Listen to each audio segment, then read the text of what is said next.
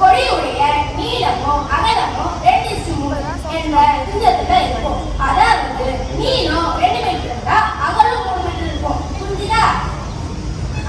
நல்லா புரிஞ்சுதே.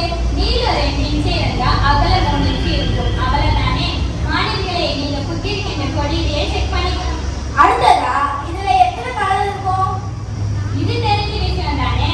3 கலர் இருக்கும். மேல காவி நிறம், இடையில் வெள்ளை நிறம், இறுதியில் பச்சை நிறம். கரெக்ட். 3 கலர் இருக்கும். இந்த 3 கலரும் ஒரே நிறத்துல இருக்கணும். அப்புறம் நடுவுல இருக்குல்ல அசோக சக்கரம், அதன் நீளம் வெள்ளை நிறத்தினுடைய நீளத்தை விட குறைவாக இருக்கணும். ஓ அப்படியா? இதுல இவ்வளவு விஷயம் இருக்கா?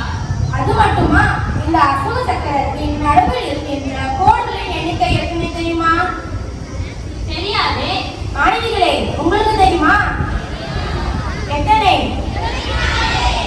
கரெக்ட். 24 கோடுகள். ஒரு நாளில் எத்தனை மணி நேரம்? 24 மணி நேரம். அதைதான் இது குறிக்கிறது. நாம் தாயின் மணிக்கொடி பாரு என்று பாடுவோம். இனிமே மணிக்கொடியோடு சேர்ந்து அதில் உள்ள கணக்கையும் பார்ப்போம்.